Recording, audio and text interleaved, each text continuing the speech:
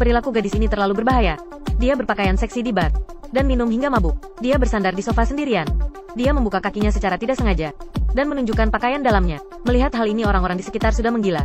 Sambil minum, mereka membahas siapa yang akan membawa gadis itu pulang.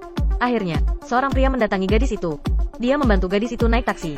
Sepulangnya ke rumah, pria itu menuangkan segelas anggur lagi untuk gadis itu. Dia membelai rambut gadis itu dan menempelkan bibirnya padanya. Kemudian, dia meletakkan gadis yang sudah pingsan itu di tempat tidur. Dia perlahan membuka kaki gadis itu dan melepas pakaian dalamnya. Aromanya sungguh feminin. Saat dia menjalankan kejahatannya, gadis itu tiba-tiba membuka matanya dan duduk. "Apa yang sedang kamu lakukan?" Pria itu panik. Dia tertangkap basah.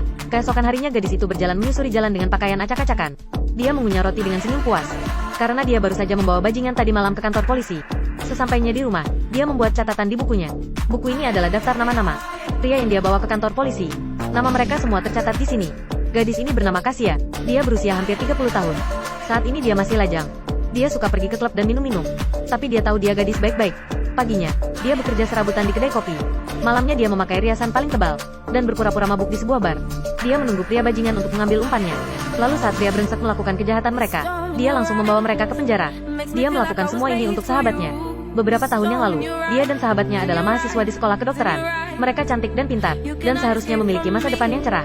Tapi sesuatu hal terjadi pada sahabatnya. Malam itu, sahabatnya mabuk dan diperkosa oleh teman sekelasnya. Kemudian sahabatnya tidak tahan dengan sinisme dari orang-orang di sekitarnya dan memilih bunuh diri. Casey merasa sangat bersalah karena tidak bisa membantu sahabatnya. Jadi dia memutuskan untuk menghukum para bajingan dan menemukan pelaku sebenarnya. Pertama-tama Casey menemui Cindy, gadis yang memimpin menyindir sahabatnya saat itu. Dia kira Cindy pasti merasa bersalah atas kematian sahabatnya. Tapi Cindy malah berbicara tentang kesalahan korban. Casey memutuskan untuk mengajari Cindy apa itu empati. Jadi dia membuat Cindy mabuk dan menghampiri seorang pria. Dia meninggalkan sebuah kunci. Tapi hal ini tidak begitu sederhana.